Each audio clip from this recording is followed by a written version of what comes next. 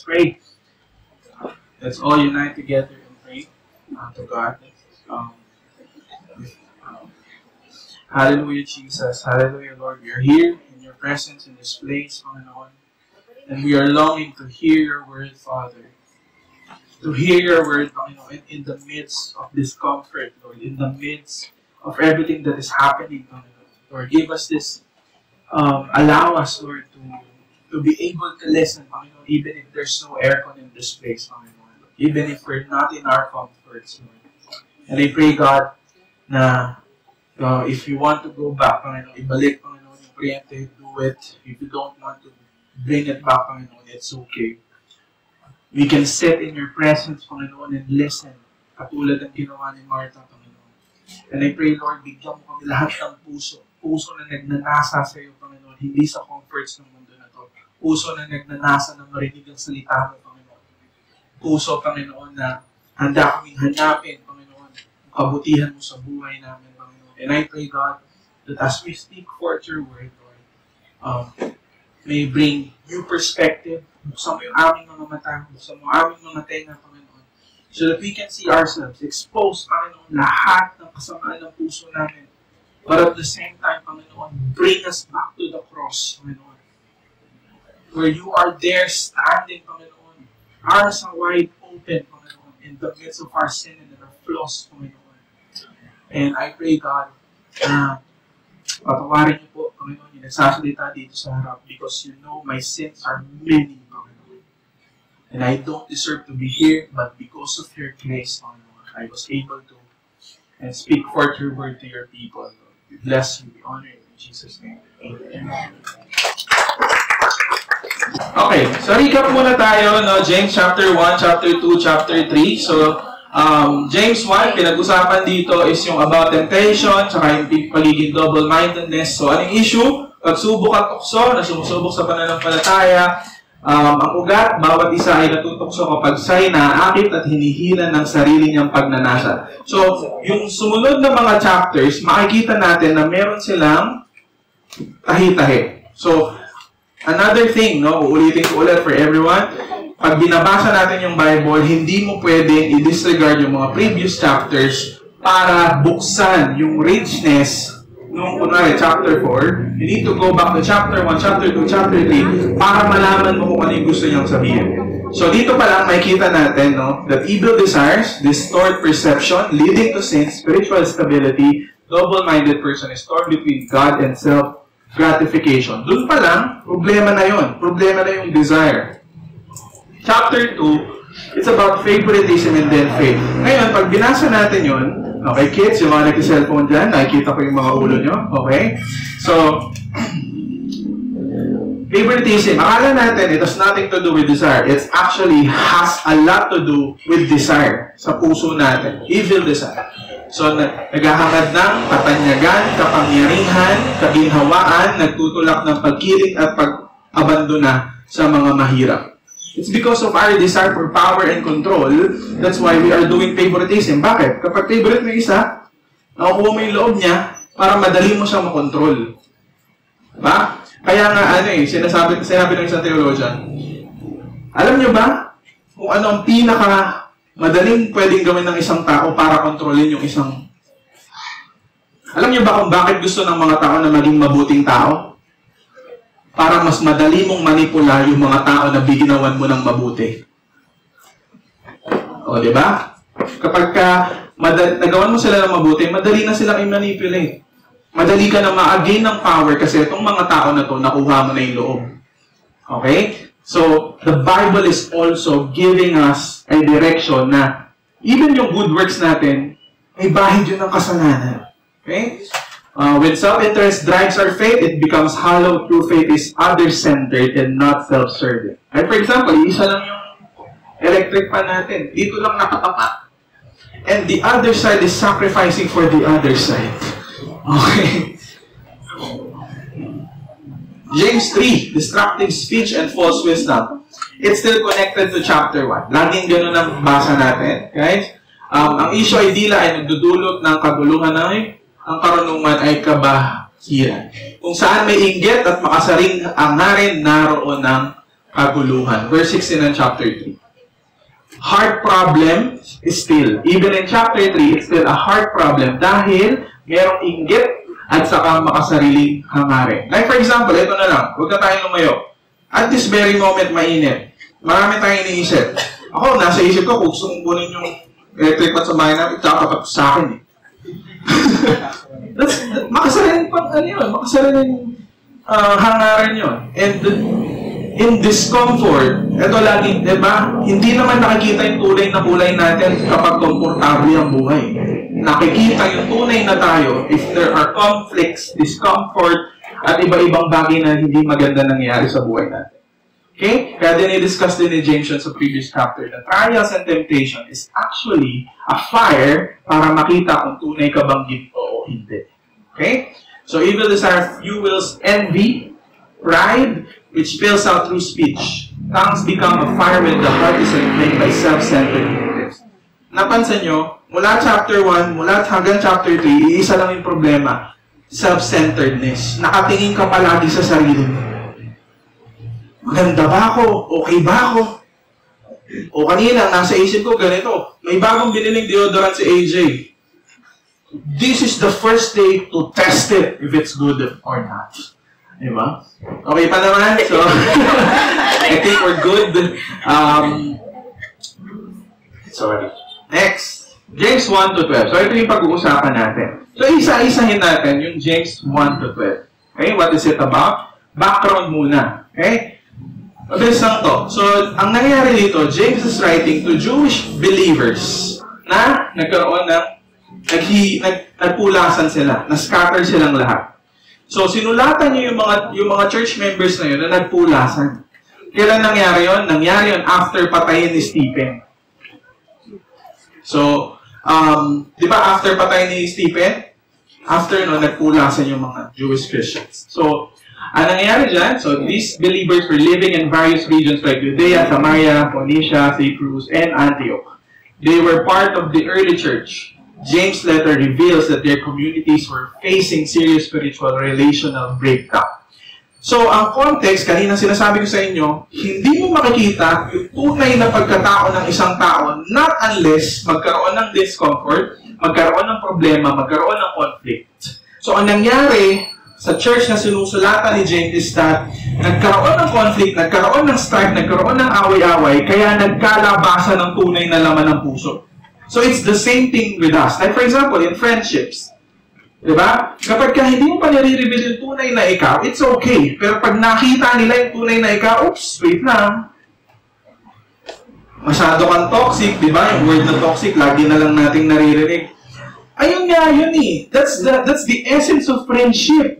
Ayaw mo bang tanggapin yung pagiging toxic nitong mga tao na to so that you can have a deeper relationship with them? Same with boy and girl relationship and same with other relationships. In order for relationship to bloom, kailangan mo tanggapin lahat ng dumi. Kailangan mo tanggapin yung lahat ng mga bagay na hindi ka tanggap-tanggap sa tao na yun. And there is no real friendship unless tanggapin mo yung karumihan ng isang tao. It's the same thing with marriage. Diba? Like for example, I love AJ dahil may bata na dito. Anyway, so they were communities facing serious spiritual relational breakdown. So nagkakaroon ng mga breakouts. Joke lang, hindi pa mukha. Breakdown pala. So, isa-isahin natin yung mga verses. Okay? Sabi ni Paul, sabi ni James, saan ang gagaling ang inyong alitan, pag-aaway, hindi ba't nagmumula iyan sa pagnanasang naglalaban-laban sa inyong kalooban? Di ba, sometimes meron kayong mga bagay na hindi nyo naiintindihan yung sarili nyo.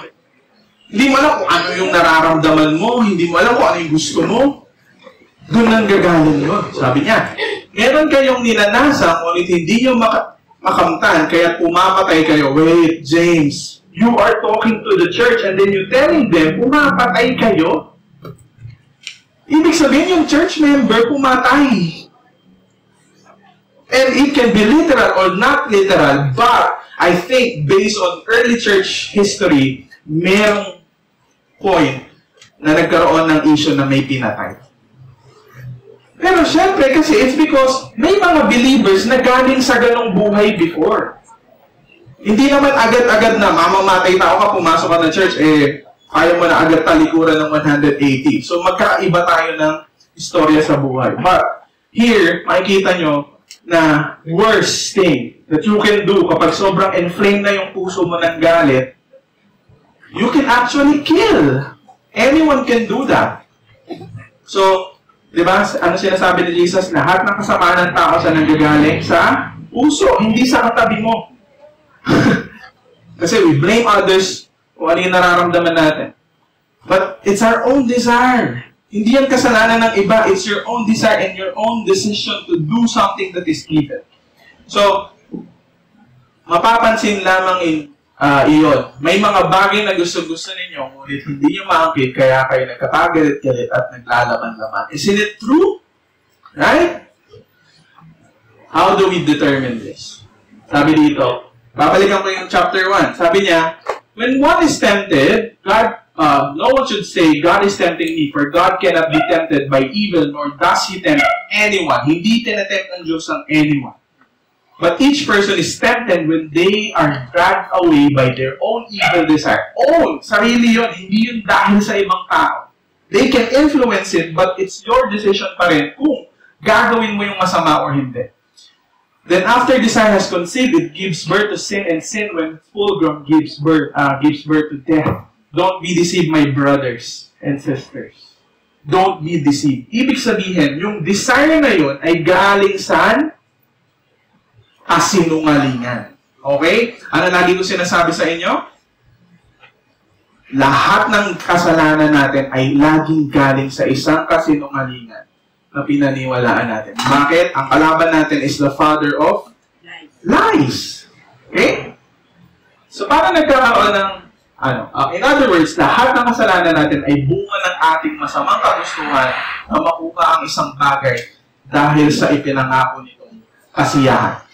Ito ang lagi nyo tatandaan. Kapag gumagawa tayo ng masama, don't look at your behavior. Balikan mo yung bagay na pinaniwalaan mo na binigyan ka ng pangako na magiging masaya ka kapag ginawa mo yung isang bagay na yun. Okay? Bibigyan kayo ng process flow dahil HR ako. Paano siya nangyayari? Process flow. May magandang bagay. Ano yun? Career, pamilya, gadget, kaibigan, business, boyfriend, girlfriend. Magandang bagay. Kaso, anong nangyari? Masamang kagustuhan. Gusto ko siyang mapasakin. Yung mundo niya umikot sa akin kasi kulang yung nasa puso ko. Dahil hindi ako mahal na nanay ko, hindi ako mahal na tatay ko. Siya ang magbibigay nun sa akin. Even career can be used for that. Dahil malungkot ako, mag-focus lang ako sa career ko kasi wala naman nagmamahal, wala ka nakaka-notice ako, maganda ba ako? Hindi. Mag-focus na lang ako sa career. Ayun ang sinasabi ng mga psychology. Depressed ka. Ang dami nangyayari sa buhay mo. Mag-focus ka sa career. Ano nangyari? Pinag-focus ka sa career mo, at taas mo na sa ladder, biglang sinabi ng boss mo, hindi kita gusto, last day mo na ngayon.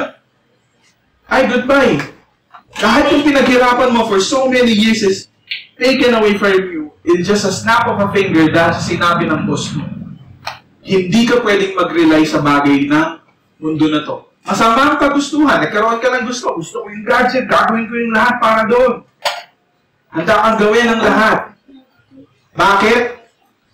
Yung evil desire na yun, may binigay na pangako sa'yo na kapag nakuha mo yun, magiging masaya ka na. Di ba, kids? Kapag gusto nyo maging honor, pag nakatayo ka, sinasabi mo sa sarili mo, pag nakatayo na ako dun sa stage, kasama ko yung magulang ko, I will be happy. Pero after tawagin ng pangalan mo, at pagbaba mo ng stage, nawala na yung dopamine. Nawala na yung kasiyahan. Bakit? Because it's all lie. It's a lie. Don't believe na kayang ibigay ng mga tao sa paligid mo yung kasiyahan na hinahanap ng puso. Hindi nila kayang ibigay yun. Okay? Ano nangyayari? Dahil naniwala ka na doon sa kasinungalingan, ginawa mo na yung isang bagay na hindi mo dapat gawin. Naging kasalanan na siya. At eventually, ano yung pinaka-end goal ng kasalanan?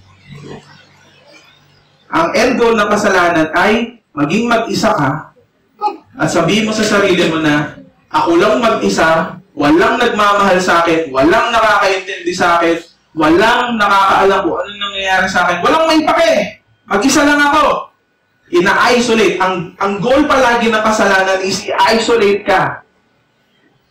Bakit? Pag mag-isa ka na lang, that's where the demons start to came in and tell you, wala kang kwenta, hindi ka karapat-dapat na mabuhay. And then, someone ends it. And tapos, the mission. Bigla lumabas dun sa screen na, mission complete. Right? Sa GTA. Mission complete! Di ba? Kapag malungkot ka, kapag may problema ka, anong gusto mo? Gusto mo mag-isa, di ba? Kapag gusto mo mag-isa, boy, wag yung gagawin yun because that's the lie from the enemy na sinasabi mo sa kaibigan mo, hindi ko kailangan ng tulong nyo, kaya ko to. Excuse me. Hindi mo kayang mabuhay mag-isa. You need other people to journey with you. Dahil nandito ka sa makasalanang mundo. That even yourself, uulitin ko, hindi totoo na sinasabi ng mundo na magtiwala ka sa sarili mo. Bakit? The first person na laging nagdideceive sa'yo at laging nagbibigay ng kalungkutan sa buhay mo is not the person seated next to you. Alam mo kung sino ang laging nagsisinungaling sa'yo? Sarili mo. Tapos sasabihin sa'yo, ni Vice Ganda or mga taong sikat, magtiwala ka sa sarili mo. Eh, sarili mo kayo naglagay sa'yo dyan ngayon eh. Kaya ka nalulugmo, kaya ka malungkot, kaya mo nararanasan lahat ng mga miserable na bagay sa buhay mo kasi dahil nagtiwala ka sa sarili mo. Hindi totoo na dapat magtiwala ka sa sarili mo. Bakit? Marami kang blind spot na hindi mo nakikita na ibang tao lang ang nakakita. Kaya yung mga kabataan, for the kids, huwag kayong maniniwala na kaya niyong mabuhay ng walang tulong mula sa magulang niyo, mula sa kaibigan niyo, at mula sa mga tao sa loob ng church. That's a lie from the pit of hell. Hindi natin kayang mabuhay ng mag-isa. Okay? We need other people to journey with us in this life.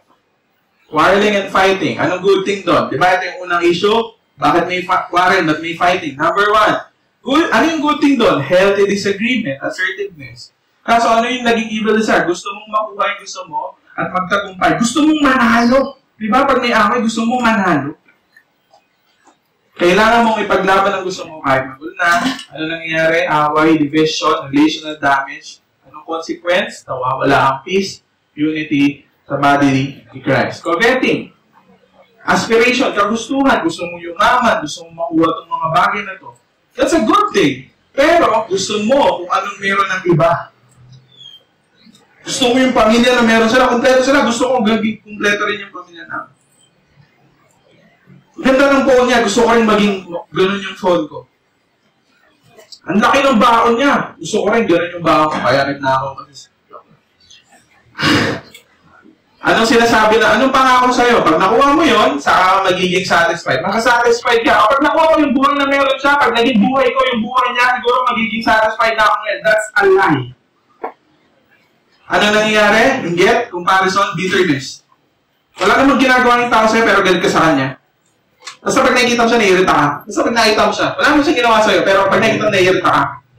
Pag tinanong ka, ba't ka naiirita? Kaya na, naiirita ako eh. Hindi mo alam kung bakit. Internal unrest, broken relationship, ito yung mga hirap matulog paggabi. Dapat mo, ganito eh, dapat ganito. Alam mo ba't di ka makatulog paggabi? Kasi, dahil dito, you want the life of other people na mapunta sa'yo dahil feeling mo magiging satisfied ka. It's a lie. Hindi nyo makamta ng inyong niranais dahil hindi kayo humihingi sa Diyos at humingi man kayo, wala rin kayo matanggap dahil hindi tama ang iyong layunin. Humihingi kayo upang mapagbigyan ang inyong kalayawan. The word kalayawan sa original text comes from the word hedonai. Kung saan natin nakuha yung word na hedonism.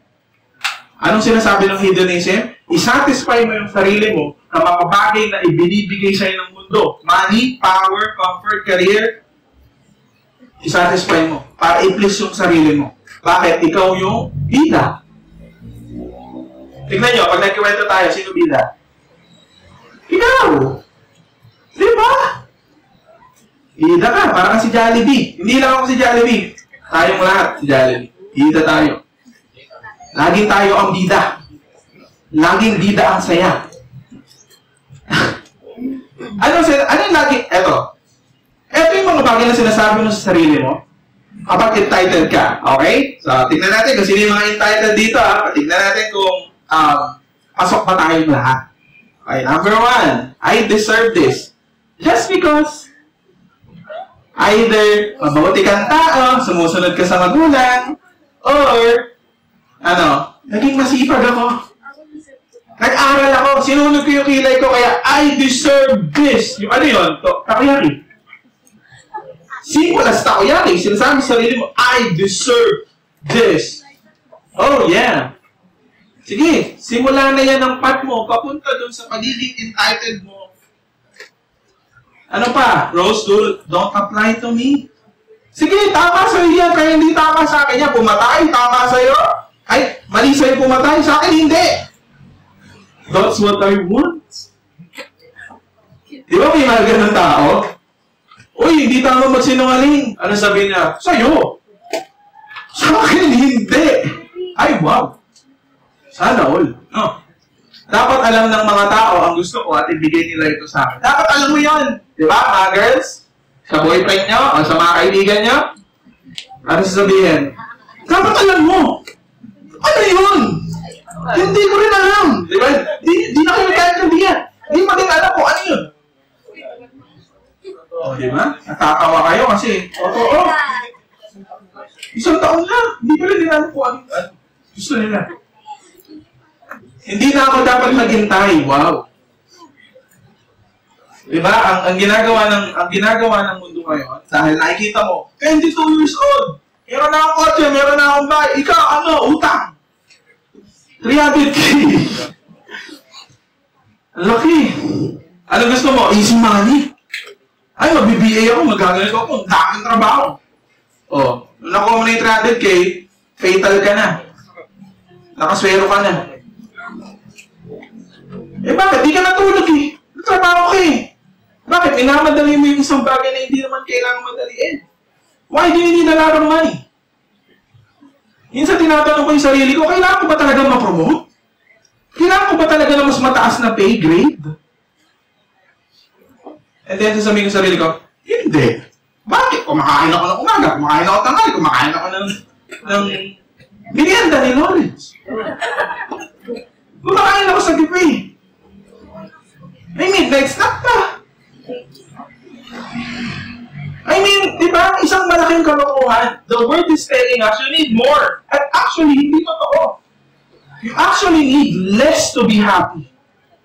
Gusto nyo maging masaya? Need less. Kailan ka huling naging masaya dahil kumpleto yung kinain mo sa buong araw? Ako, masaya na ako dun. You actually don't need more. You actually need less for you to be happy. Diba? Anong kailangan mo? Magandang asawa, pagkain. Eh ako, syempre, hirap matulog paggabi.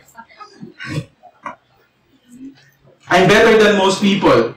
Diba? Pagka hindi maganda yung nararamdaman mo, pero okay lang yan. Kasi, mas better ka pa rin dun kay ganito. Oh, wow.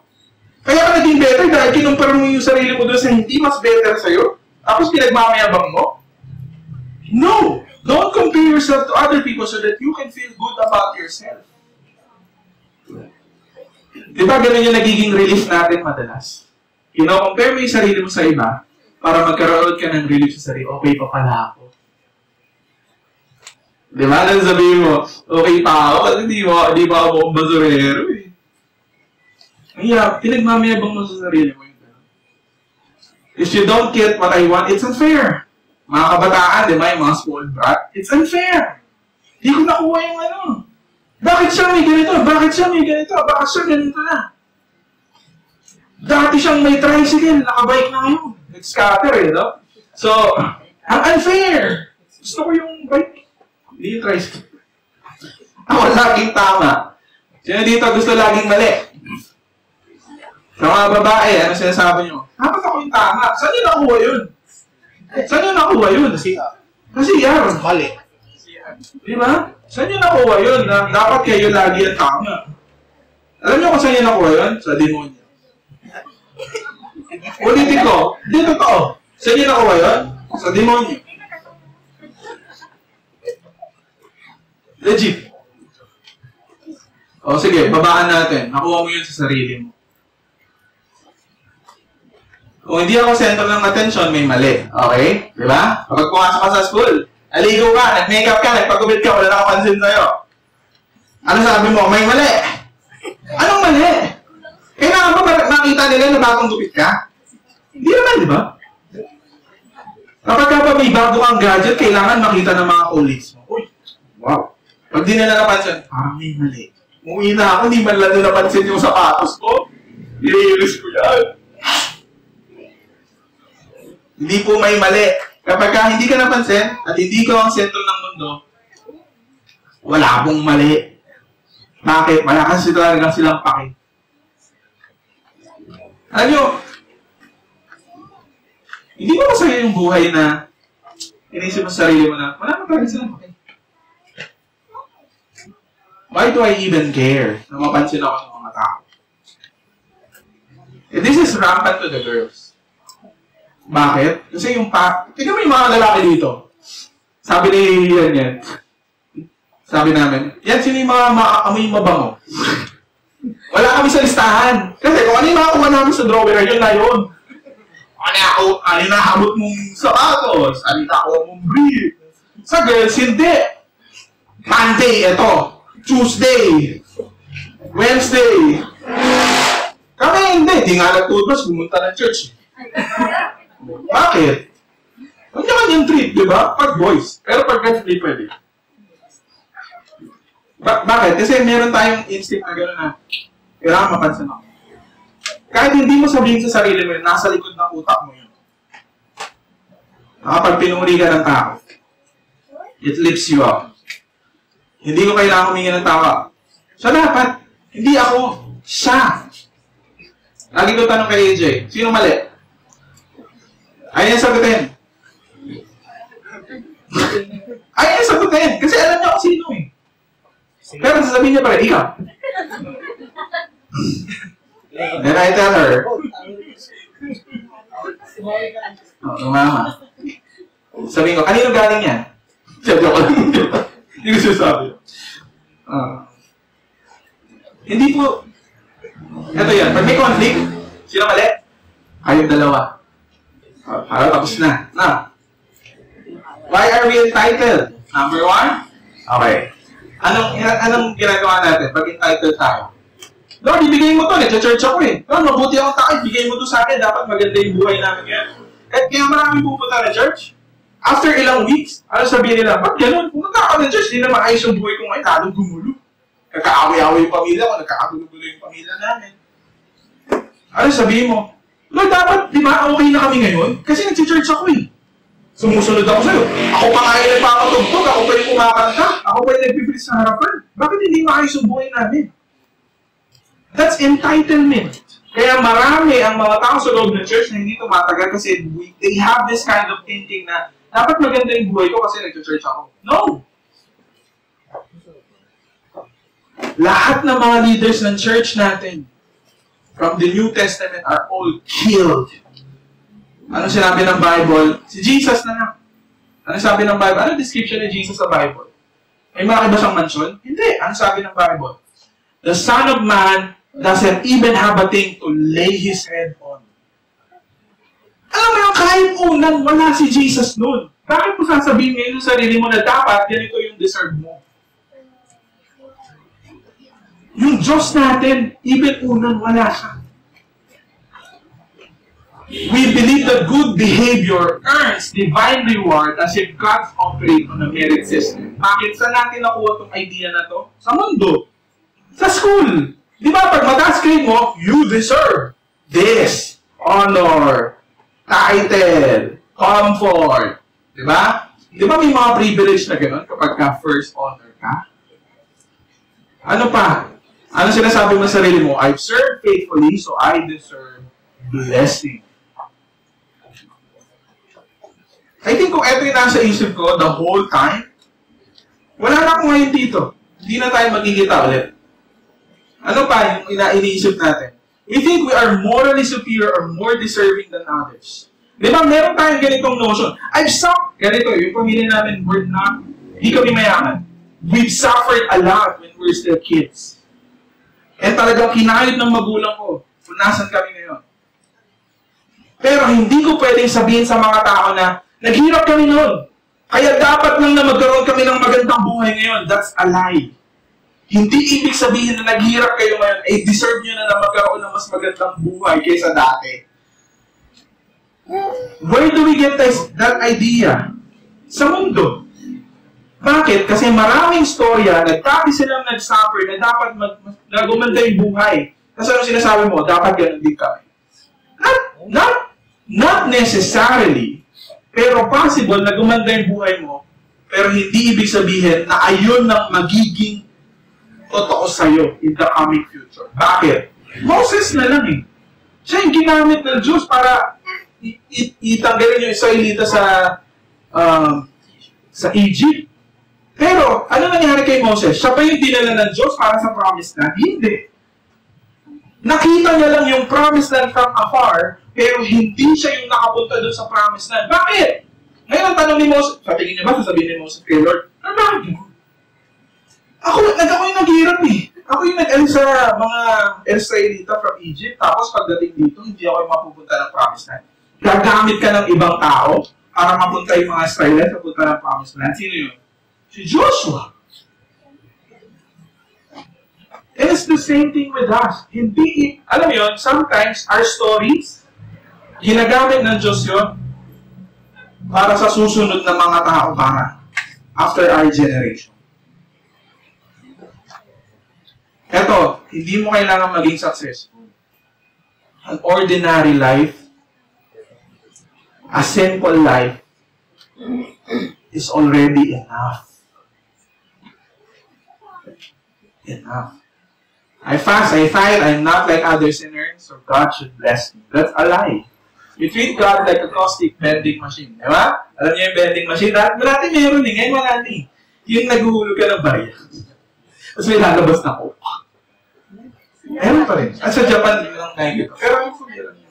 Pero meron yan, nadadaan. But, sabi niya, I pray, I tithe, I obey, then He must give what I want. Ginagawa natin siyang vending machine. Na kapag naghulog ka doon, dapat maglabas siya ng something na para sa'yo.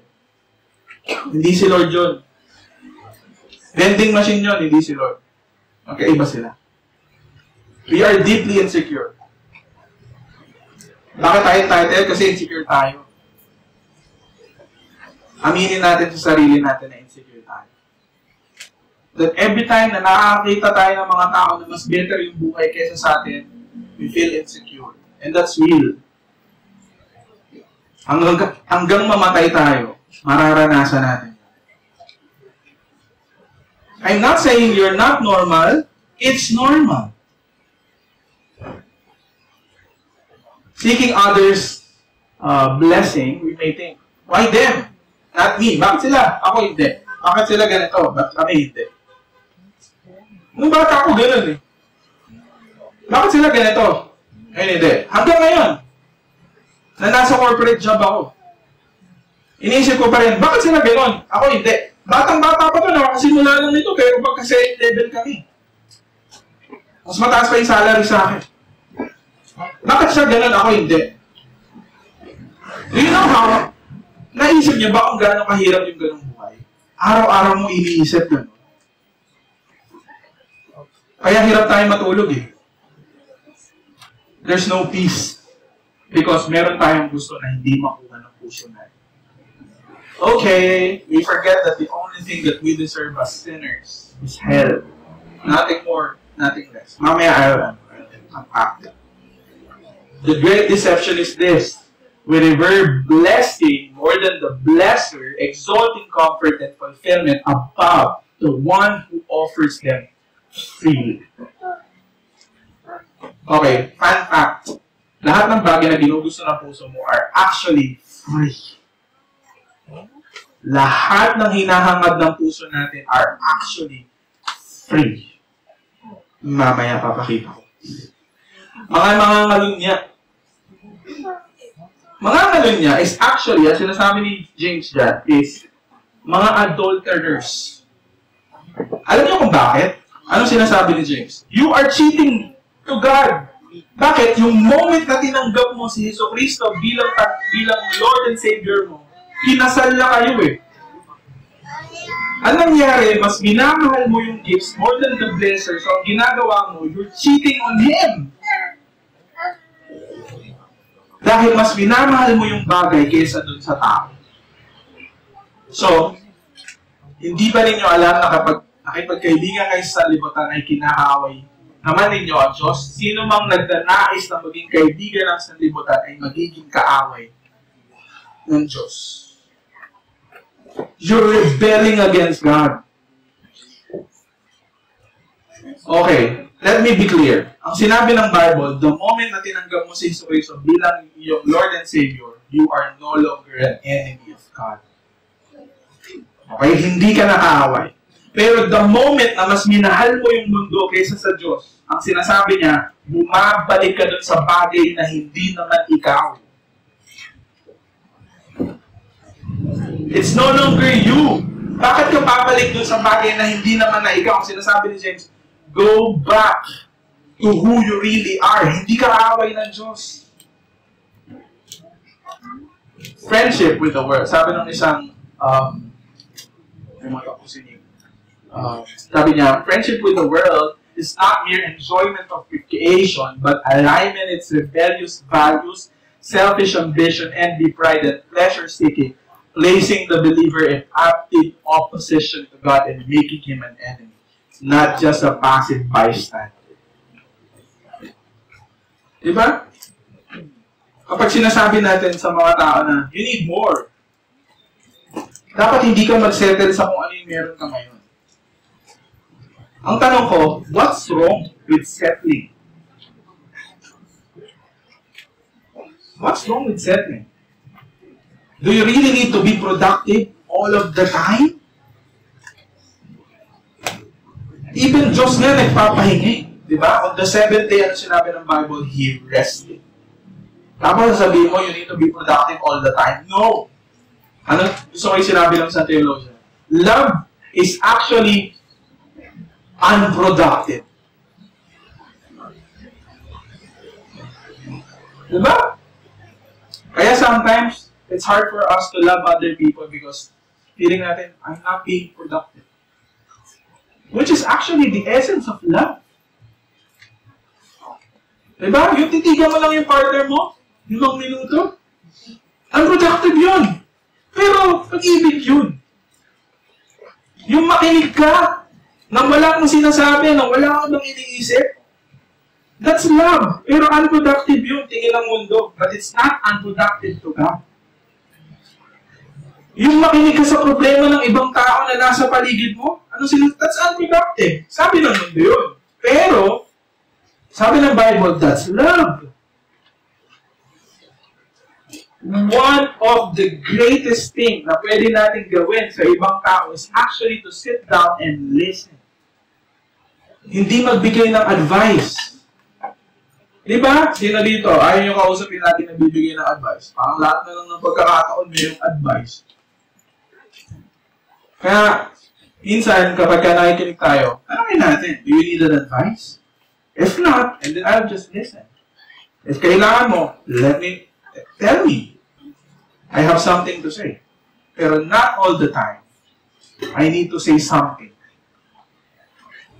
Kaya nga sinasabi ni James, diba? You need to quick to listen and slow to speak.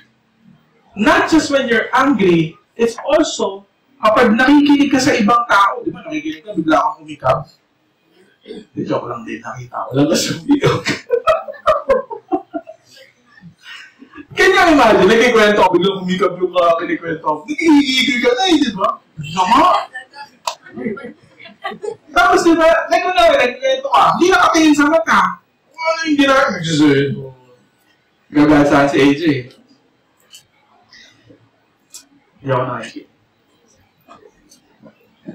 Kaya, okay, pasakot kayo. Sabi yung sumunod ng verse. Ano to, yung in-explain ko, magkakasunod-sunod ng verse na yan. Kaya nga, pasakot kayo sa Diyos. Labanan ninyo ang diablo at lalayuan kayo.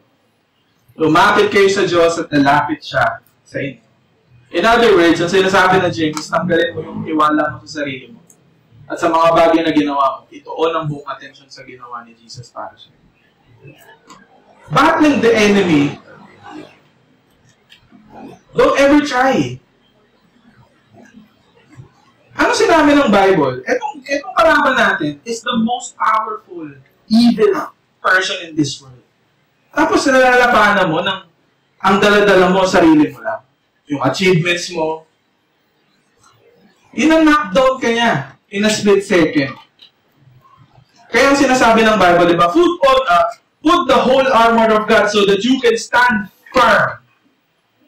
Hindi sinabi doon na, sasaksakin mo.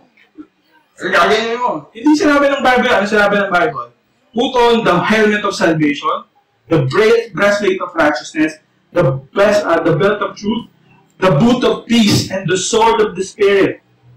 Ano yung sinasabi doon? The sword of the Spirit is actually the Word of God. Anong ginagawa mo? How do you battle the enemy? You're battling the enemy by destroying lahat ng kasinungalingan niya through the Word of God. Kapag sinabi sa'yo na kaaway, you actually deserve more. Ano sasabihin mo sa kanya? Actually, hindi.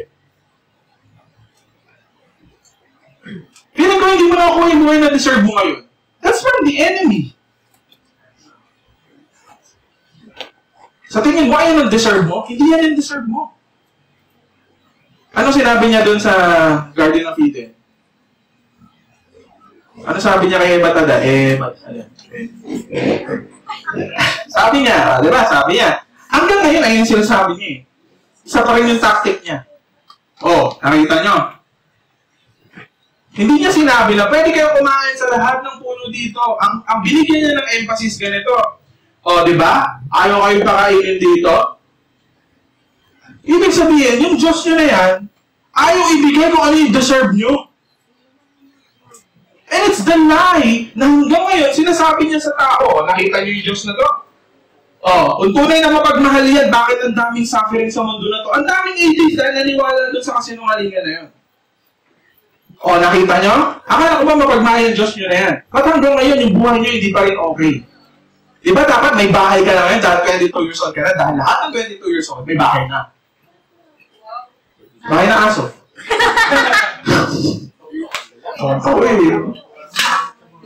At least may bahay, yung aso. Di ba? Hanggang ngayon, it's the same lie. The way we battle the enemy is us telling them the truth. Pag sinabi sa enemy, di ba? Hindi mabuti yung Diyos mo. Kasi dapat maganda na yung buhay mo ngayon. Dapat nasa comfort ka na. Dapat komportable na yung buhay mo ngayon. Well, I don't think that's what the Bible is telling us. That's why we need to read the Bible. Because if we're not reading the Bible, ano yung papaalala sa'yo ng kahapon? Kids, cellphone. Okay. You need to pay attention sa bagay na ginawa na ng Diyos para sa inyo. Mamaya i-explain ko. Mga kapatid, huwag kayong magsiraan sa isa't isa o naninira o mahatol sa kanyang kapatid ay naninira o mahatol sa kautusan. Kung hinahatulan mo ang kautusan, hindi ka tagasunod ng kautusan, kundi isang hukom nito. Where do you see this? Na-adapt na natin to sa ibang bansa. Ano sinasabi niya? Yung rules mo, maaaring mali sa'yo yan, pero sa akin tama yan. Ako ang gagawa ng sarili kong rules, ako ang gagawa ng sarili kong buhay, and I will be the captain of my ship. Hindi si Lord. Ako ang batas. Di ba lagi nyo naririnig yan? Saan nyo naririnig yan? Sa flip-top, si batas. Di ba? Lagi sinasabi, pag sa loob ng kulungan, sabi, ako ang batas dito. Ako ang gumagawa ng rules. Sa loob ng simbahan, may ganun ba? Buti dito wala. Sa loob ng classroom, meron ganun, di ba? Yung mga bully. Ako ang batas. Wow. That's where you see it. Anong ginagawa ng tao? They go above the law. Saan yung makikita yan sa politics? Yung mga senador, yung mga presidente, yung mga nasa pedestula, anong ginagawa nila? They go beyond the law. Ang sabi ni James, 2,000 years ago, nangyayari na yan at nangyayari yan hanggang ngayon. You go above the law. Pero ang sinasabi ng Bible, you cannot go above the law because the law will condemn you. Diba? For example, paano ko sinasabi yung condemnation? Ay, for example, may law. Yung mga motorista, don't tawid. Hanggat nakawid. Tumawid ka. Eh, nakita ka ng mga tao, tumawid ka. Wala naman silang sinabi sa'yo. Nakita ka lang nila. Pero feeling mo, ginudge ka na nila. Ito, hindi na lang pinaayos ng nanay at tatay niya. Tumatawid, nakarin. Wala silang sinabi, pero you are condemned. Why? Because there is a law. Okay, pag sinabi sa'yo ng nanay mo na, anak, mag-aaral ka mabuti, dapat may honor ka. That's a law. Ako man. Pag hindi mo nagawa na, nangyari, lug mo. Bakit? Hindi mo nagawa yung command eh. Eto, we cannot disregard yung condemnation power ng law. The law will always condemn you. Kaya nga eto, gusto ko yung sinabi ng isang theologian, at the judgment day, yung mga tao na hindi na naiwala sa Diyos, alam mo sasabihin nila, Lord, di naman ako naniniwala sa Ten Commandments eh. Di rin ako naniniwala sa Bible. Hindi ako naniniwala sa lahat ng mga bagay na sinabi mo. O, sabihin ni Lord sa kanya, sige, ganito na lang. Yung lahat ng bagay na sinabi mo sa ibang tao na dapat gawin nila, gamitin natin yon para i-judge ka. Durog agad. Bakit? Ano sinabi? Ang dami niyang sinabi. Dapat maging mabuti kang anak. Dapat maging mabuti kang tao. Dapat gawin mo to. Dapat lagi ka nito church. Dapat lagi yung binabasa ng Bible. Pero wala dun sa isang mga bagay ngayon na ginawa niya. Bye. Diba? We hate those people. Ang daming sinabi sa'yo na dapat mong gawin. Pero nakikita mo sa kanya, hindi niya ginagawa. Actually, kinokondemn yung tao na yun ng lahat ng bagay na sinabi niya sa ibang tao na dapat gawin nila.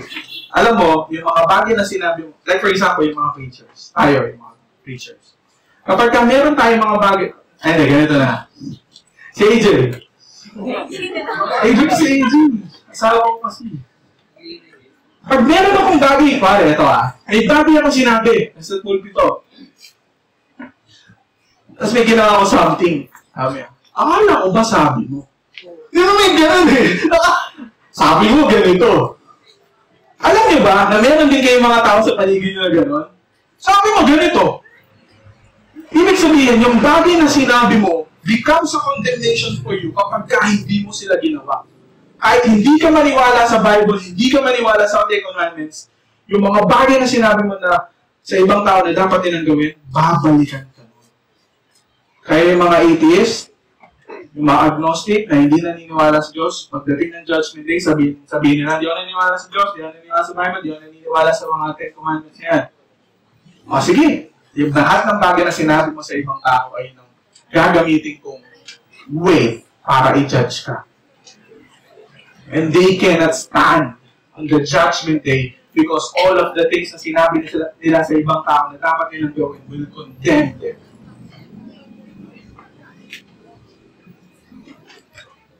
Ang Diyos lamang ang nagbigay ng kautusan at siya rin ang hukom.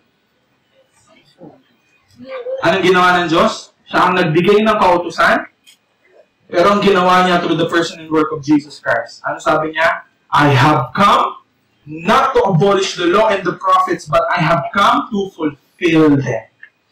The lawgiver becomes the law fulfiller on behalf of sinners. Tayong lahat na tumilikod sa Kanya. Anong ginawa niya? Siya mismo yung nag-fulfill ng bagay na hindi natin fulfill. May explain ko. Tanging siya lang may kapangyarihan magligtas at magparusa. Ngunit ikaw, sino ka? Upang humatol sa iyong kapwa. Diba sinasabi ng Bible, tignan mo muna yung lag sa mata mo bago mo tignan yung maliit na speck sa mata ng kapwa. Mamaya I'll explain that. O, tage. Taas ang kamay, ha? Taas kamay lang. What is the underlying sin? Akala ko nagtaas ng kamay si Kuya Vince. What is the underlying sin that gives rise to conflict, selfish desire, spiritual adultery, pride, and judgment? Number 1, lack of prayer and religious discipline, failure to attend worship gathering, prideful and self-centered and worldly desire, ignorance and doctrine of truth. Tayo muna tatas yung kami kasi may kita. 1, 2, 3, taas ang sagot ng letter A. Taas ang sagot ng letter B. Taas ang sagot letter C. Taas ang sagot letter D. Okay. Ignorance of doctrine of truth, and the answer is C. Bakit? Yung unang verse na sinabi niya sa chapter 4, ano? Lahat ng mga proud will be humble. Ano sinabi niya? Believe every rebuke of James. Lahat ng accusation ni James. Sa chapter 4, sabi niya, delivers the church, lies a deeper indignant. The sin of pride, the root of all, the root from which every conflict and compromise grew. Sabi niya, ito daw yung seed kung saan nanggaling lahat ng problema nila ng chapter 4. Quarrels, fights, judgment, dito daw nanggaling. Okay. Ano sabi niya? Ang Diyos ay laban sa mapagmataas, ngunit pinagpapala niya ang lahat ng nagpapakumbaba. Mamaya ipapakita ko sa inyo pa. Mapagmataas, pride. Number 1, paano natin makikita yung pride? Mapanurin sa loobin. Palaging binibigyan pansin ang kakulangan ng iba sa pananampalataya, hindi sa habag kundi paghamak, karaniwang may tao, may tinatago, pagmamataas sa puso. Okay, tanong ko sa inyo, church members. Tayong lahat. Tayo ba yung unang nakakita ng pagkakamali natin more than the pagkakamali ng ibang tao? Palagi mong nakikita yung pagkakamali ng ibang tao kaysa sa mga pagkakamali mo sa buhay, ibig sabihin, you don't understand what the Bible is telling us. Sabi niya, pag lagi mo nakikita yung pagkakamali ng iba without you even looking sa lahat ng pagkakamali mo, sabi niya, that's pride. Etong lahat ng to, galing to kay Jonathan Edwards. Sariling kasapatan, spiritual. Naniniwala na sapat ang kanyang liwanag at kaalaman. Ito yun. Tayo yan, mga pastor. Ingat tayo. Kasi akala natin, ito yung problema ngayon. The minor becomes major and the major becomes minor. Okay? May mga doktrina sa Biblia na minor. Like, kunwari, dapat na natin i-baptize yung bata. We can argue. Okay? Pwede i-baptize yung bata, pwede i-baptize na matanda na. That's a minor doctrine. Pero, pag salvation by grace, that's a major doctrine na dapat hindi pinagtatalunan sa loob ng church. Bakit? Hindi ka pwedeng tumayo dito sa harapan na naniniwala ka that we cannot be saved by grace. Because that's a major doctrine. Ngayon, kung lahat na lang inuna mo, even the minor doctrines ginagawa mong major, anong sabi ni Jonathan Edwards? Ibig sabihin, you're prideful. Dahil yung mga bagay na minor, ginagawa mong major at lahat na lang sa'yo big deal. Eto, yung mga tao, pag tayo, lagi natin nakikita na lahat ng bagay binibig deal natin. Ano sabi ni Jonathan Edwards? That's pride. That's pride. Kasi sinasabi sa iyo, dapat lahat tama. Dapat wala nagkakamali. Dapat ganito lagi. Dapat ganyan. Dapat. Sino dito? Yung mga kabataan, di ba? Pag lagi kayo nakakarinig ng gano'n. Toxic. Agad sa inyo, wag gano'n. Toxic. Ayaw mo silang marinig. Mapaghusga, pananalita, gumagamit ng matatating salita, kaya ng demonyo, masama, laban sa mga lingkod ng Diyos, kapwa at mananampalataya. Ang bilis yung maghusga. Hindi ka nag-iisip, labas agad. Pa-impress, kakabanalan. Diba? Kapag ka-groupings, ako nga, ganito eh. Ako nga, ganito eh. Ako nga, ganito eh. Alam nyo, ayun nga yung sinasabi ko sa mga pastors. Pag may sumasagot, tapos bigdo, eto, ang sila nyo pag-groupings ha. Pag may sumagot, tapos parang siya nagtuturo, hindi namin kailangan. Ang kailangan namin is malaman namin kung ano nangyayari sa buhay. Huwag mo kaming turuan. Bakit? Kaya tayo nag-groupings kasi meron ng preaching para magturo sa atin. And groupings is there, hindi para turuan mo yung mga tao. That's not the first thing. Kaya natin ginawa yung groupings. Ginawa natin yung groupings so that you can hear their stories. You can hear ano nangyayari sa kanila. You can hear ano yung mga struggles nila, ano yung mga pinagdaraanan nila sa buhay. Kaya minsan pagka nag-groupings, nagpo-follow up question ako kasi hindi rin yung gusto ko marinig. I need to hear something else. Kaya okay makukulitan sa akin pag ang dami kong tanong. Kasi, kaya ako nagtatanong, kasi meron akong ibang gustong malaman. I want to know your personal lives. Okay? Pag mamatigas, sino to? Yung mga hindi teachable? Diba? Baka pwede naman natin gawin to. Ay, di pwede yan. Hindi mo na pinakinggan eh. Yung pinanood kong anime kagabi, Windbreaker. Tapos sinabi. Makinig ka muna. Sabi ng babae. Sabi. Ganda ng Windbreaker. Anyway, balik tayo sa preach.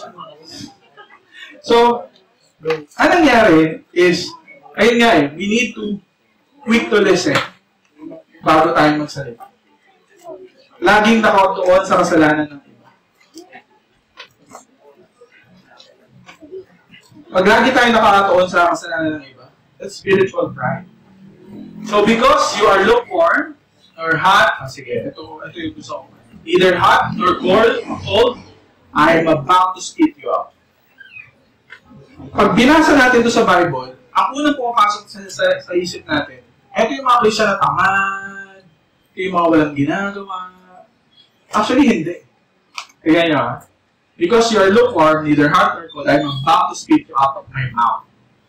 Ano daw sinasabi ng mga tao na i-spit out ni Jesus?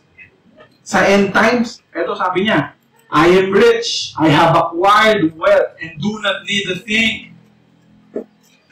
Sino yun? Those are the proud people. Alam niyo kung sino yung mapupunta ng langit at hindi? Yung mga papupunta ng langit are those people na binigay nila yung buong pagtitiwala nila sa ginawa ni Jesus para sa kanila. At ang lahat ng mga mapupunta ng impyerno ay nagtiwala sa lahat ng bagay na ginawa nila para sa Diyos. Sino yun? Sila yun. Kahit maaaring tayo yun kung nagtitiwala pa rin tayo sa bagay na ginawa natin para maligtas tayo. Bakit? Ano sabi ni Jesus? You do not realize that you are wretched, pitiful, poor, blind, naked. Ano sabi niya? Yung mga taong na mapagmataas, ang taas ng tingin sa sarili. Sa tingin ng Diyos, they are wretched, pitiful, blind, and naked. Yung nakikita natin ngayon na nasa taas, ito yung tingin ng Diyos sa kanila, if they don't believe the gospel of Jesus Christ. Regardless kung sino man sila, either ikaw yung pinakamayaman, ikaw yung pinakasikat, wala kaming pakialam. Ang sinasabi ng Bible, if you don't believe the gospel of Jesus Christ, you are wretched, you are pitiful, you are poor. And you will be in hell eternally. Pride quietly convinces us that we're the source of our own success, when in reality, everything is a gift. Saan papunta yung culture natin ngayon? Kinukuha na natin yung individualistic culture ng Amerika. Anong ginagawa? I am a self-made man. Babalikan ko sila, sasabihin sa kanila na, hindi. Alam mo ba na yung mga magulang natin, They kiss their comfort goodbye. They kiss their money goodbye. Para buhayin kayo. And then sasabihin mo, you are self-made man or woman. Hindi. Maraming kumakayod in the background para gawin kung sino ka ngayon. Hindi ka pwedeng maging self-made dahil maraming ibang tao ang nakapaligid sa iyo ang nagbuo kung sino ka ngayon. Kaya sinasabi ni Tim Keller, pride, quietly, ibig sabihin ng quietly, it's not something na makikita mo agad. Kaya kailangan mo ng ibang tao para makita to. That you are the source of your own success when in reality, everything is just a gift. Ways to battle pride. Okay. Number 1, anong ginagawa ng psychology? O ito yung ginagawa ng mundo natin on how to battle pride. Number 1, psychology. Receive feedback without being defensive. Ayun lang daw yung gawin mo. Dapat, okay, pagka igyan ka ng criticism, huwag ka lang maging defensive. Ano sabi niya? Good luck. Socratic, I know that I know nothing. Embrace intellectual humility. Sabi mo na daw sa sarili mo na, I know nothing. Bobo ako. Everyday, bobo ako. Bobo ako. Ganun daw. Uy, huwag kayong tumawa. Legit yun. Parang sinasabi mo na, hindi mo alam lahat. Well, gusto mo nga alam mo lahat eh. Kasi gusto mo may hapang ka eh. Diba? Stoicism. Sabi niya, yung stoic naman, para daw mawala yung pride mo, sabihin mo daw sa sarili mo, mamaya makamatay ka rin. Raymark, mamaya makamatay ka rin. Oo, Raymark, makamatay ka rin mamaya. Sabi niya, yung existentialism naman, ito yung usually mga atheist eh. Isipin mo lang na hindi ka superior sa iba. Hindi ako superior. Paulit-ulit naman lang sa utak. Hindi ako superior. Sige, gawin niyo. Consider yourself lowest among all. Lagi mo daw iisipin na ikaw yung pinakamaliit. Hindi, joke na. Ikaw yung pinaka-lowest. Kumbaga, 95 yung grade mo, isipin mo 75 lang. Diba? Ganun daw gawin. Embrace feedback and revise belief based on evidence. So, pag may evidence, nag-revise mo. Nakakapagod dyan, every time nag-revise ka. Is it sufficient? Paano kung mag-pray na ako ngayon, sabihin ko sa inyo, okay, huwag kayo maging prideful, uwi na kayo ng church, kaya nyo na yan. Kaya nyo na yan. Kailangan nyo lang, kagatin yung ipin nyo at sabihin sa sarili nyo na hindi ako magiging prideful. Is that it? No. The gospel of humility is remedy for pride. Number 1, realize who you are. Ang sinabi nung kanina, hugasan ninyo ang inyong mga kamay, kayong mga makasalanan. Linisin niyo ang inyong mga puso, kayong mga pabago-bagong isip. Maghinagpis kayo, umiyak, tumangis, palitan ninyo ang pagluwang inyong tawanan at kalungkutan ng inyong kagalakan. Magpakumbaba kayo sa harap ng Diyos at itataas na kayo. So, sabi ng Bible, so because you are lukewarm, neither hot or cold, I spit you out of my mouth. You say, I am rich, I have acquired wealth, but do not realize. Ano sabi ng Bible? You need to realize, first and foremost, if you are a follower of Jesus Christ, you need to realize that you are wretched, pitiful, poor, blind, and naked. Lahat tayo, we are always blinded by our things na ginagawa natin sa Panginoon. Pero sinasabi ng Bible, you need to not be blinded of those things. Bakit? Kailangan mo makita that you are wretched, poor, pitiful. The first thing to humility is to realize na makasalanan ka. That you are wretched. Ano sinabi na po sa Romans chapter 7? Wretched man that I am, who will rescue me from this body of death? That's apostle. Tayo ba nandun na tayo sa punto ng buhay natin na apostol na tayo? Hindi pa. Pero tayo mga nasa ibaba pa, mga bagong believers pa, hindi pa ganun kalawak yung kaalaman natin, nagmamayabang na agad tayo. Nakakala natin, alam na natin lahat, na alam na natin kung paano natin i-rule yung buhay natin. Ang sabi ng Bible, if you go that route, ang sabi niya, you will be prideful because the way to humility is to go down. You were dead, sabi ng Bible. This is written to believers. Okay? Ano sinabi ni James sa mga verses kanina? Kayong makasalanan. The church, ang nire-remind niya na kayong lahat, kayong makasalanan kayo. Ano sinabi dito sa Ephesians 2:1? You were dead in your trespasses and sins. You were once foolish, slave to various passions and pleasures. Ito yung sinasabi kanina. There is no one righteous, but even when all have turned aside, don't forget where you came from. Alam niyo kung bakit mo ng aircon ngayon? Because we are being reminded where we came from. And it's not disconnected. Lahat ng bagay na sinasabi ng Diyos sa atin is you need to remember where you came from. You want to have humility, remember where you came from.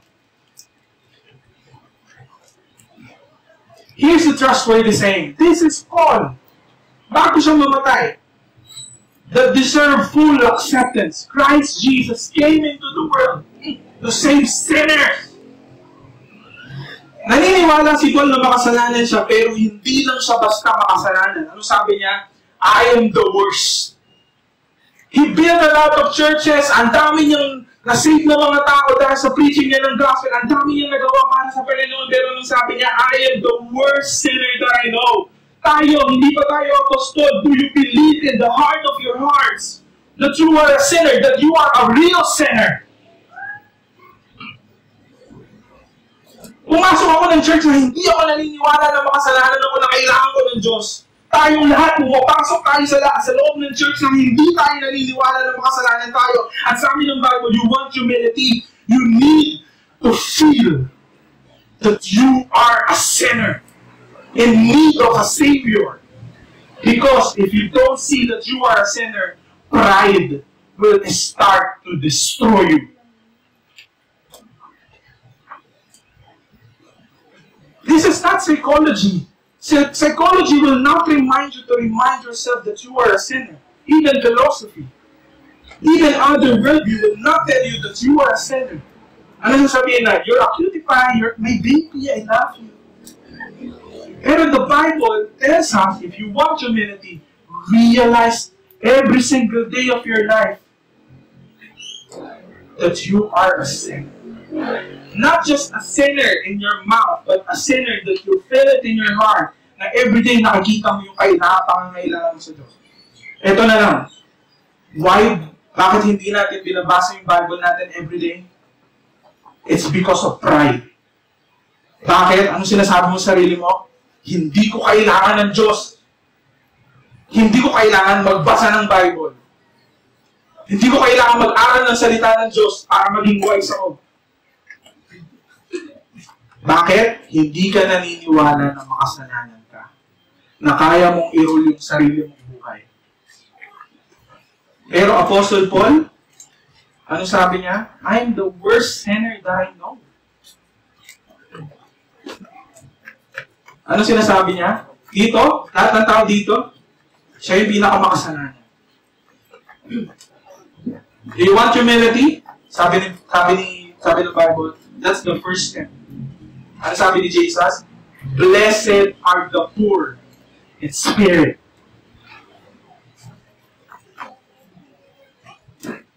Ano daw self-talk? Pag-isip mo sa umaga. Raymart, makasalanan ka, mananatili ka makasalanan until your last breath. Kaya you are utterly dependent sa grasya ng Diyos. Day in, day out, hindi ka darating sa point ng buhay mo that you will lead Him less. Isang malaking kasinungalingan na habang nag-grow ka bilang Kristyano, umuunti yung need mo sa Panginoon. Hindi! Yung mga Kristyano nag-grow sa relationship nila sa Panginoon, nakikita nila every single day, yung malalim, yung pagtingin nila ng need nila sa Panginoon. Kapag hindi nyo yan nakikita, ibig sabihin you're not growing. If you want to grow, sabi ng Bible, you need to see your need for God every single day. Bakit? Pag hindi mo nakita yung need mo, hindi ka naniniwala ng makasalanan. This is crucial. And this is the only way for us to destroy all Pharisees inside the church.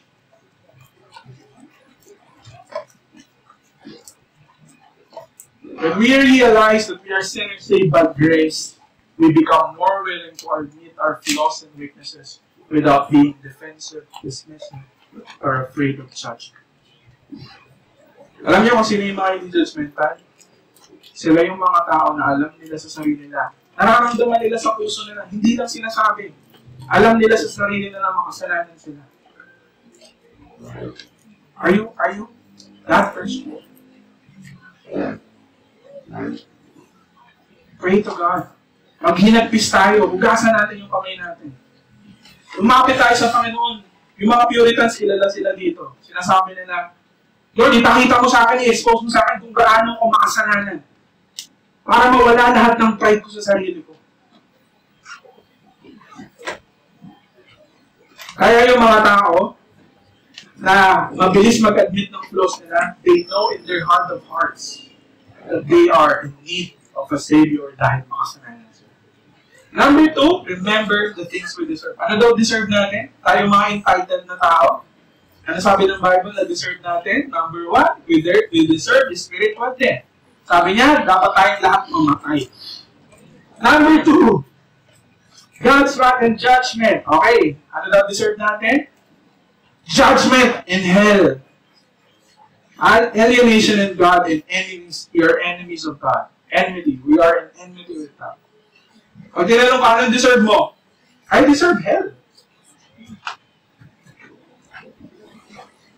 Ituturo sa'yo ng psychology yun? Ituturo sa'yo ng other worldview yun? Hindi. Only the Bible reminds you of what you deserve. What's so wrong about being entitled? Number 1, it replaces gratitude with pride, undermines grace, it breeds discontent, comparison, ignores our condition, it blocks humble service. Kapag entitled tayo, lahat ng kasalanan nagpo-flow out of that entitlement. Paano daw ibabattle yun? Apart from the grace of Jesus Christ, the only thing we truly deserve is hell, eternal condemnation as rightful consequence of our rebellion against God. Do you want to battle entitlement? Do you want to battle pride? Do you want to battle yourself? Remember that the only thing that you deserve at this very moment is eternal condemnation na gagaling sa banal na Diyos. Ituturo sa'yo ng psychology? Hindi. Ituturo sa'yo ng magulang mo? Hindi. Only the Bible tells you that. That's why you need to go to church to hear it. Because that's the only way for us to battle pride and entitlement na patuloy na binibig ka sa bibig sa tenga natin ang mundo na to. Self-talk, remark, apart from the grace of God, you deserve hell. How can you think that you deserve more? How can you think that you are entitled to a good life? Who are you to talk back to God? Romans chapter 9. Can you imagine going to God? In His holiness, in His presence. Sino unang lumapit sa Kanya? Si Isaiah. Sabi niya, woe is me. I am a man of unclean lips. Kapag naalala natin kung ano talagang karapat-dapat sa atin sa harap ng isang banal na Diyos, nagsisimula tumugo ang pasasalamat at pagkamangha sa bawat aspeto ng buhay natin. Maliit man o malaki. Alam mo kung bakit hindi tayo na-amaze sa mga maliliit na bagay sa buhay natin? Kasi we think we deserve more. Alam mo kung bakit hindi na tayo namamangha katulad ng mga bata na kapag binigyan mo ng lollipop, wow! Sinesere na! Because we think we deserve more. We are entitled to more things. Ano sabi ng Bible? Do you want to experience awe? Do you want to experience gratitude? Ano sabi ni Jesus? You need to be like these little children. Para mangyayari yun, you need to be reminded that you only deserve hell and judgment. But, because of what Jesus did on the cross, you receive what you don't deserve.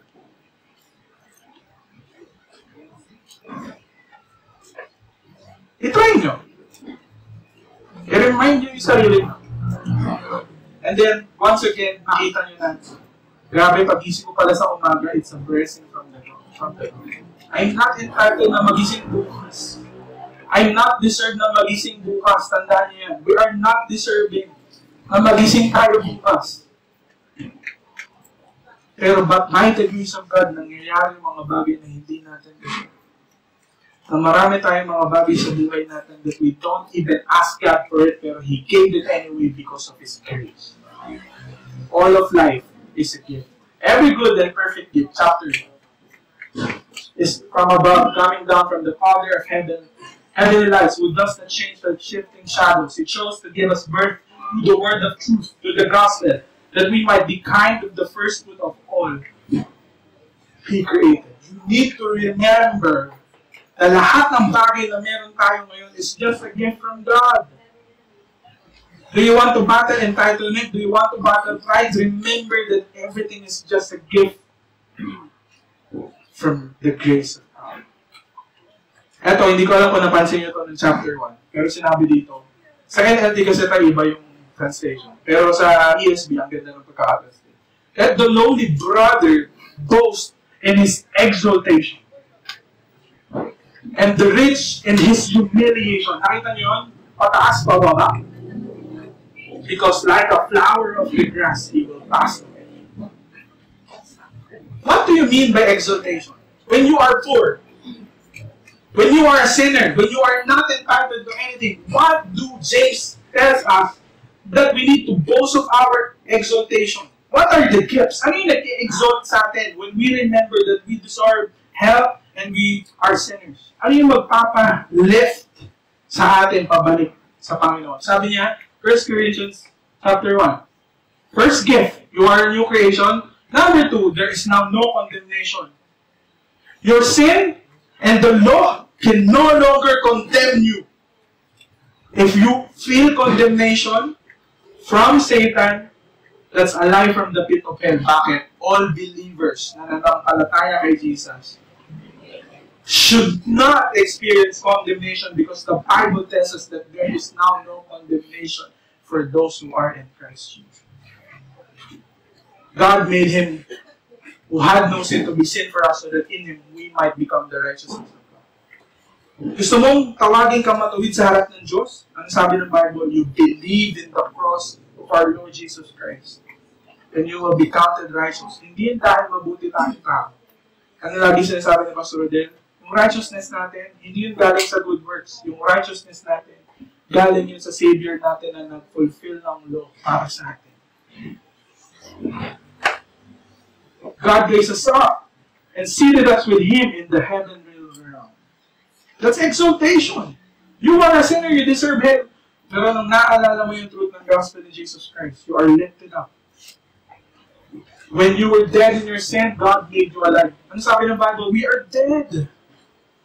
We are sinners. We deserve hell. Pero ang ginawa ng Diyos, binuhay niya tayong lahat. Kaya, ang mga tao sa loob ng church, hindi tayo yung better, hindi tayo yung worse to better. Ang tao sa loob ng church, pag describe, are you a Christian? Pag tinanong ka, are you a Christian? Yes, dahil dati akong patay, pero binuhay ulit ako ng Panginoon at nakita ko yung katotohanan ng ginawa niya para sa akin. I'm not saying na kapag tinanong ka, if you're a Christian, hindi ko sure eh. Kasi dami ko pang ginagawang ganito. No, Christianity does not rely on your good works. Christians rely on the finished work of Christ. Christians look their Savior, hindi look themselves. Ang goal ng Christianity, alam niyo kung ano? Hindi tumingin sa sarili. Ang goal ng Christianity is tumingin doon sa Savior na gumawa ng lahat ng bagay na hindi natin kayang gawin. He lived the life we should have lived and died the death we should have died. Hallelujah, what a Savior. In other words, we are sinners deserving of hell, but Jesus lived, died, and rose again so that we can receive what we don't deserve. Number 1, love, acceptance, approval from God of the universe. In practice, if you don't feel loved, if you are rejected, no one notices you in church or outside church, it's okay. Dahil hindi mo kailangan makuha yun for you to be okay. Ano sinasabi ng kaaway? Pagka hindi ka napansin, feeling mo, nire-reject ka na lahat, walang nagmamahal sa'yo, ano sinasabi sa'yo? Hindi mo deserve yan. Pero the gospel tells you, it's okay. Hindi ka nila pinansin, it's okay. You don't feel loved, you don't feel you belong, it's okay because you're not going there for them. You are going there because you need to be reminded of your Savior. Na tunay na nagmahal, na tunay na tumanggap, na tunay na nag-validate sa'yo at sinabi sa'yo, you are mine. All of those has been given to you in Christ. Self-talk, pray heart. God knows the real you. Alam ng Diyos lahat ng pride, alam lahat ng Diyos, alam ni Lord. Sabi nga ng isang kata, you see the depths of my heart and you love me the same. And that is our Savior. Yung Diyos na meron tayo, alam niya yung lahat, buong pagkatao natin, pero minahal niya tayo. Si Lord, hindi siya parang aso. Diba yung aso natin, pag pinalo mo, kinulong mo, paglabas, ang saya, ninidilaan ka pa. Pero hindi niya alam, inaway mo siya. That's not the God of the universe. The God of the universe knows everything ng lahat ng ginawa mong rebellion against Him. Pero ano sabi ng Bible? But He still love you the same.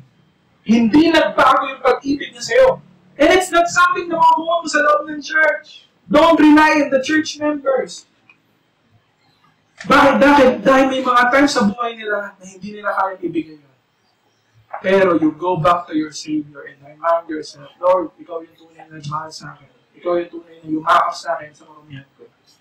At Ikaw yung tunay na yumakap sa akin in those moments na hindi ako karapat-dapat.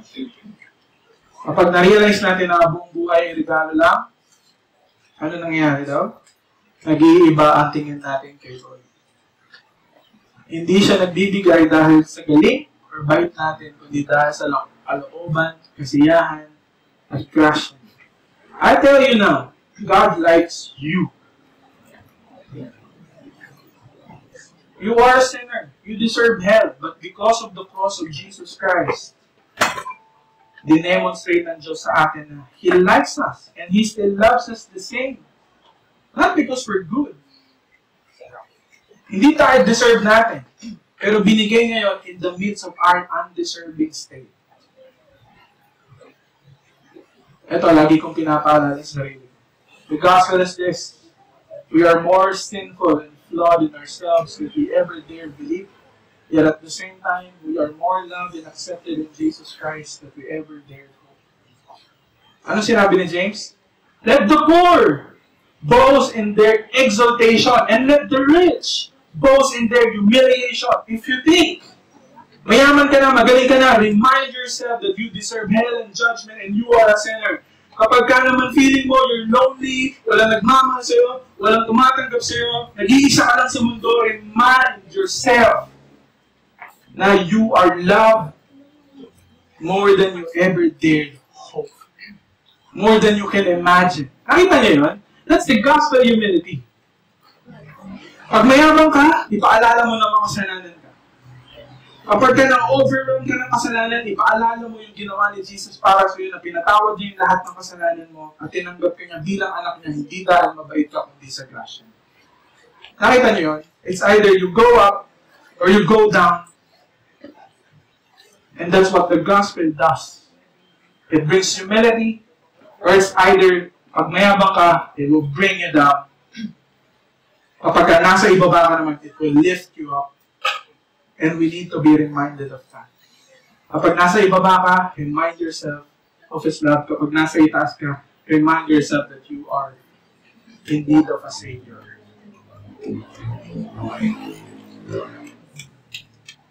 Let's bow down our heads and pray. Lord, maraming pong salamat, Panginoon, sa kabutihan mo sa amin lahat, Panginoon. Maalala namin lahat, Panginoon, yung ginawa mo dun sa kusang Kalbaryo. Ang sinabi mo sa salita mo, Panginoon, we are yet sinners. Christ died for the ungodly at kaming lahat yun, Panginoon. That you only die for the ungodly, Father. That you only die for those people, Panginoon, na alam nila sa sarili nila na hindi sila kayang iligtas ng mabubuti nilang Lord. That none of the things na ginawa namin sa iyo, Panginoon, will ever be a contribute, Panginoon, to our salvation. Our salvation is only by grace and only by your grace alone, Father. And remind us, Panginoon, that through the cross of your Son, all sinners who deserve hell, Panginoon, has been lifted up because dahil kaming lahat ng makasalanan, Panginoon, are now with your sons and your daughters, Panginoon. That everything that we have received right now at this very moment, Panginoon, are all came because dahil sa grasya mo para sa aming lahat, Panginoon. Lord, I pray, remind us of your truth. Na kapag mayabang kami, Panginoon, remind us that we're sinners, that we are in need of a Savior. At kapag nasa ibaba naman kami, Panginoon, when we are overwhelmed by our sin, remind us that we have a Savior, Panginoon, na nagbayad na lang lahat ng kasalanan namin. We have a Savior, Panginoon, na tinanggap kami ng buo bilang anak niya in the midst of our sins. Remind us of those truths, Panginoon, and may those truths, Panginoon, illuminate in our hearts so that it will bring forth revival. I pray, God, na makita ka namin ulit, once again, in a different dimension. Na yung pag-ibig mo, Panginoon, will illuminate lahat ng kasalanan, lahat ng kasinungalingan ng kaaway. And the truth of your word, Panginoon, becomes something na mag-comfort sa amin, Panginoon, in times of loneliness, in times that we feel like we're alone, in times that we feel like no one loves us, Panginoon. Remind us that we have a Savior always in our side, Panginoon, na nagmahal, umayakap, umahalik, Panginoon, nagpapaalala sa amin, kung gaano niya kami kamahal. Sinabi nga rin kanina sa James, Panginoon, that the Holy Spirit longs.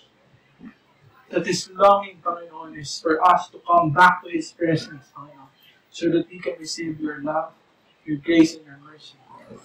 Gawin niyo po ulit kami mga bata, Panginoon, na always, na in awe and in wonder, lahat ng bagay na ginawa mo para sa amin. So that once again, Panginoon, we can be believers, Panginoon, na humble, that we are being reminded, Panginoon, that we are humble because we have a humble and gentle Savior, who is Jesus Christ. Ang sabi ng Diyos, come to me, all you who are weary and heavy laden, and I will give you rest for your souls. Tayo. I will close in prayer. Sabi ng Panginoon, may the good Lord bless and keep you, and may His face shine upon you and be gracious unto you, and may He lift up His countenance and peace, shalom, perfect peace that surpasses understanding to every one of us because of the gospel of Jesus Christ. I pray, God, na matuloy na manatili yung peace na yun, patuloy na manatili yung joy, patuloy na manatili, Panginoon, sa puso namin. Yung wonder ng ginawa mo, Panginoon, na yung gospel is not something that is for unbelievers, but the gospel is something that is for believers that we need to be reminded of every single day of our lives. Continue to speak to your people, Panginoon, even after the service. We bless you, we honor you. In Jesus' name, Amen.